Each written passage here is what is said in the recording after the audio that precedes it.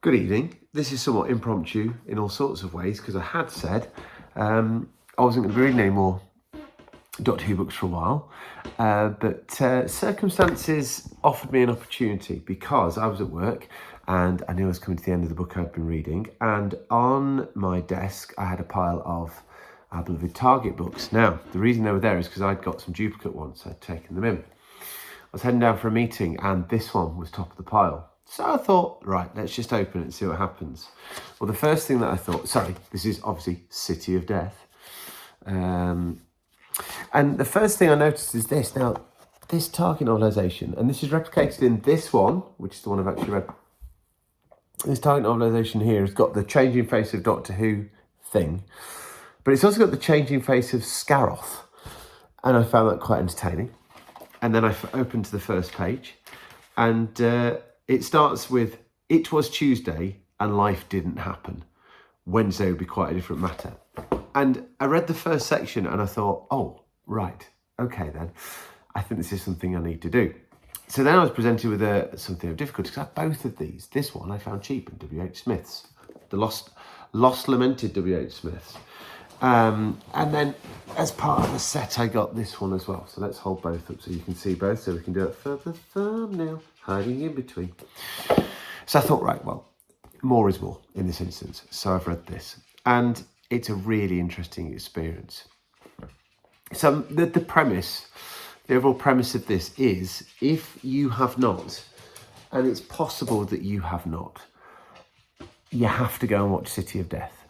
Whatever you're intending to do for the next 90 minutes, you have to turn this video off now and you have to go and watch City of Death, because City of Death is one of the greatest Doctor Who stories of all time.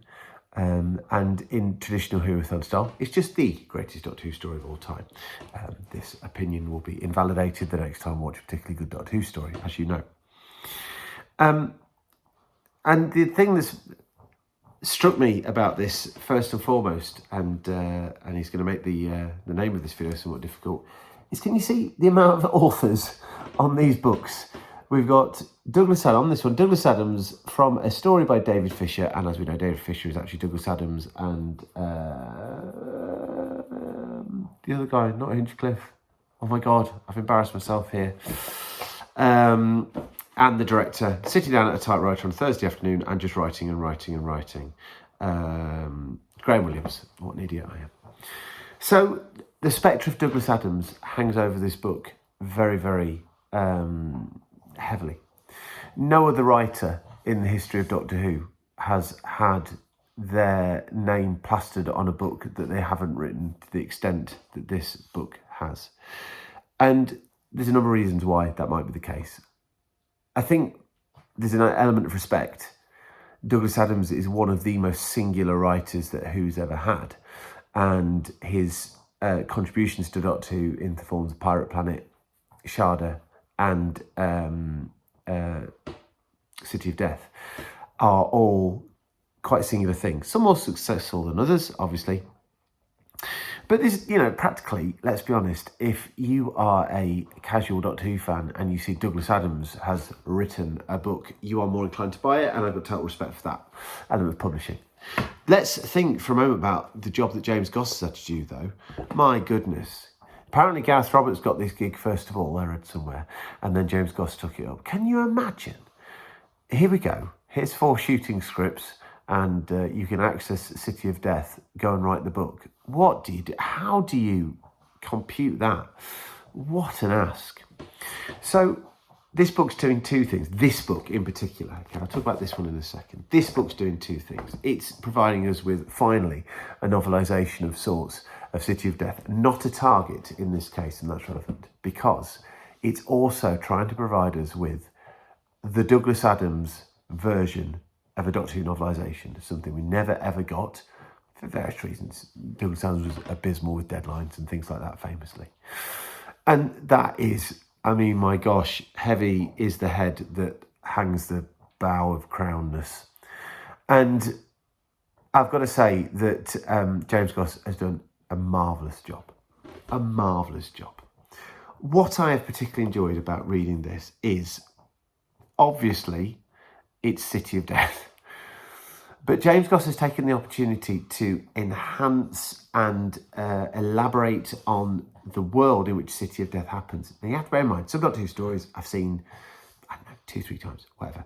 And they exist in that format, whatever. But City of Death, not just me, but surely loads of you, if you've not seen it, you should have gone and watched it by now.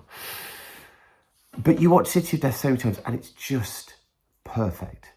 The location filming, the sets, yes, even prehistoric Earth, the visual effect of Scaroth, the dialogue, oh my word, the tone, everything of it is perfect.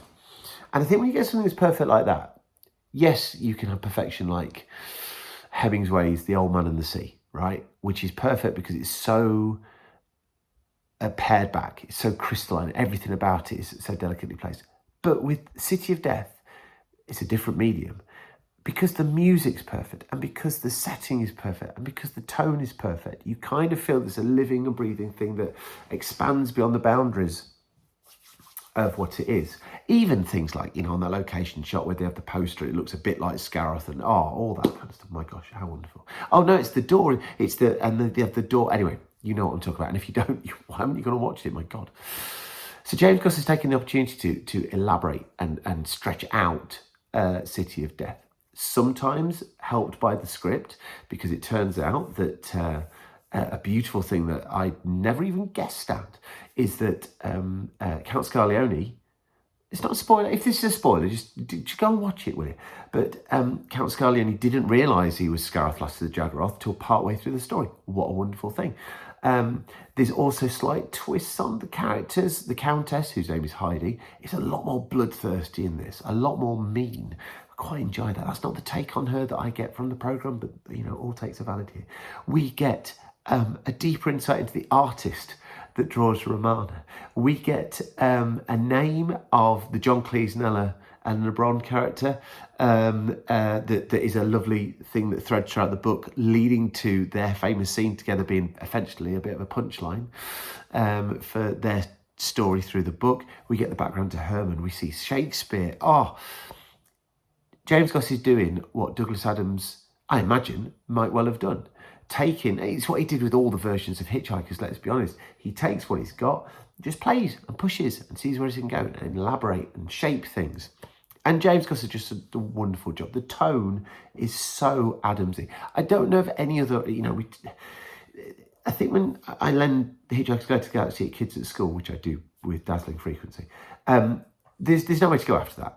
You can sort of say, well, I would have said Neil Gaiman to a certain extent, but I never truly believed that one. And, you know, hats off to me. No, not that. Anyway, Terry Pratchett's the other one. I think Terry Pratchett shares a similar sort of worldview and a sense of humanity. Yeah, that's certainly true with Pratchett, isn't it? But just the tone and the feel of Adams' stuff is just so singular. So, you know, it's quite the ask for James Goss to do it, but he does such a marvellous job expanding and elaborating on this most. But come on, Dusty, you join in too. There's even K9. Even K9 gets bits in this. My gosh. So there we go. So this has been an absolutely joyous experience. I have loved it so much. I have laughed out loud a number of times, but I have to say, whilst James Goss does the most wonderful job, the bits I've laughed out loud at are all the dialogue that I know, because, and it turns out, oh my gosh, this is makes me so happy. It turns out that Baker and Ward and Julian Glover have elaborated on the script as well. James Goss tells us this at the end. I never thought that. I thought it was one of those rare occasions where Baker took the script, but no, you can see this was a collaborative effort. The talents of people were, isn't it beautiful when people's talents are pointing in the same direction and they create something as perfect as City of Death, sorry. So there we go. So the dialogue is obviously sparkling. The elaboration that James Goss makes throughout the book is absolutely joyous. The tone is so Adamsian that, you know, he deserves a pat on the back for that. The elaborations he made, Romana going out on the night for a night on the town in Paris, all lovely stuff, all very much in keeping with the book. What a joy! What an addendum to you know, a Doctor Who story that I've seen hundreds. It's probably fair to say hundreds of times. My God, I love that story. Brief aside, it then got turned into a Target novelisation. So I'm going to hold the two up again for the thumbnail. And I've had a quick flick through this, and it's quite clear that what's been stripped, this does the Target job. So it strips away the additional stuff. It strips away the John Cleese, Eleanor Bron subplot. I've not gone too deep, but I suspect the artist is taken out of it. A lot of the flights of fancy. I mean, at the start of this, we get to see the Countess before she met as she met the Count. We get to see Herman, this, that, and the other. All of that's gone, as you would expect. And I'm sure that if you just want the bite size, it's got the tone. It has to be said, it's got the tone, and of course, it's got the dialogue. So that's there for you if you want it. But especially if you love City of Death the way I love City of Death, and if you fancy just a different way of sinking yourself into the story that's going to give you a different take, mighty fine piece of work. Genuinely, I think James Goss deserves, obviously Douglas Adams is going to feature high for reasons discussed at the start of this video, but James Goss deserves massive praise for what he's achieved with this particular book, because this has gone so horribly, horribly, horribly wrong.